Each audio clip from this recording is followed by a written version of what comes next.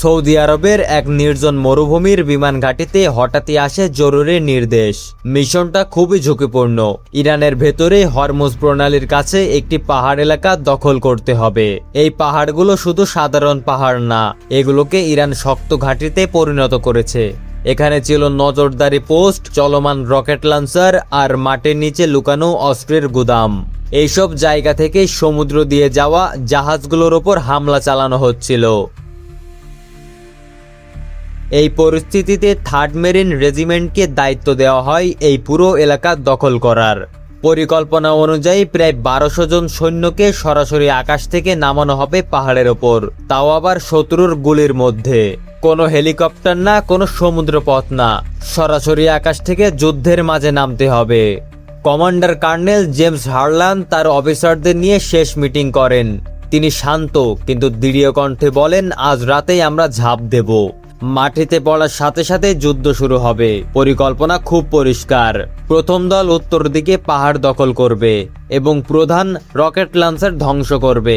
দ্বিতীয় দল মাঝের রাস্তা নিয়ন্ত্রণে নেবে যাতে শত্রুরা সাহায্য পাঠাতে না পারে, আর তৃতীয় দল দক্ষিণের গুহাগুলো খুঁজে পরিষ্কার করবে। এরপর শুরু হয় প্রস্তুতি। অল্প আলোয় ভরা হ্যাঙ্গারের ভেতরে সৈন্যরা নিজেদের প্যারাশুট ভালোভাবে চেক করে, অস্ত্র প্রস্তুত করে, ম্যাগাজিন ভর্তি করে, গ্রেনেড, ধোয়া তৈরি করা স্মোক, অতিরিক্ত ব্যাটারি সবকিছু ঠিক আছে কিনা দেখে নেয়। কিন্তু কোনো কথা বলছে না, কারণ সবাই জানে তারা সরাসরি যুদ্ধের মধ্যে নামতে যাচ্ছে। রানওয়েতে তখন প্রস্তুত ছিল 8টি বড় C-70 বিমান।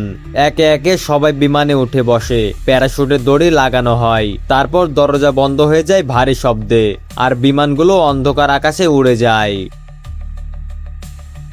ইরানের আকাশ সীমার কাছে পৌঁছানোর পর বিমানগুলো নিচুতে উড়তে থাকে যাতে শত্রুর রাডারে ধরা না পড়ে। হঠাৎ লাল আলো সবুজ হয়ে যায়, আর একের পর এক সৈন্য আকাশ থেকে ঝাঁপ দিতে শুরু করে। নিচে তখন ভয়ঙ্কর দৃশ্য, চারিদিকে গুলির ঝলক, আকাশে অ্যান্টি এয়ারক্রাফট গানের আগুন। এই বিপজ্জনক অবস্থার মধ্যেই 1200 জন সৈন্য ধীরে ধীরে নিচে নামতে থাকে। অনেকেই পাহাড়ে পড়ে যায়, কিন্তু মাটিতে পড়ে তারা সময় নষ্ট না করে যুদ্ধ শুরু করে দেয়। প্রথম দল পাহাড় বেয়ে উঠে শত্রুর রকেট লঞ্চার ধ্বংস করে দেয়। দ্বিতীয় দল মাঝের পথ দখল করে শত্রুর সাহায্যের রাস্তা বন্ধ করে দেয়। তৃতীয় দল গুহাগুলোকে ঢুকে গ্রেনেড ব্যবহার করে শত্রুদের বের করে দেয়। চারদিকে তখন গুলির শব্দ, বিস্ফোরণ আর তীব্র লড়াই। দূরে সমুদ্রে থাকা যুদ্ধ জাহাজগুলো থেকেও সাহায্য আসতে থাকে। তারা নির্দিষ্ট জায়গায় শক্তিশালী হামলা চালায়। মটাম টিম আলো তৈরি করে শত্রুদের অবস্থান দেখিয়ে দেয়, আর স্নাইপাররা দূর থেকে শত্রুদের একে একে লক্ষ্য করে আঘাত করে।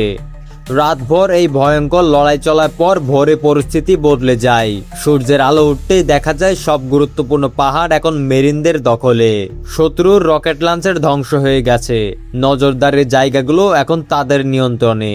কর্নেল হারলান একটি পাহাড়ের চূড়ায় দাঁড়িয়ে দূরবীন দিয়ে নিচের সমুদ্রপথের দিকে তাকান। তারপর শান্তভাবে বলেন, আমরা পাহাড় দখল করেছি, শত্রুর হুমকি শেষ, এখন পথ অনেক নিরাপদ। এই আঘাতের ফলে ইরানের প্রতিরক্ষা ভেঙে পড়ে। কয়েক ঘন্টার মধ্যে রকেট হামলা অনেক কমে যায়। ধীরে ধীরে আবার জাহাজ চলাচল স্বাভাবিক হতে শুরু করে। পাহাড়ের ওপরে দাঁড়িয়ে থাকা সৈন্যদের মুখে ক্লান্তি, ধুলা আর ঘাম লেগে আছে, কিন্তু তাদের চোখে স্পষ্ট গর্ব, কারণ তারা এমন একটি মিশন সফল করেছে যেটা প্রায় অসম্ভব মনে হচ্ছিল।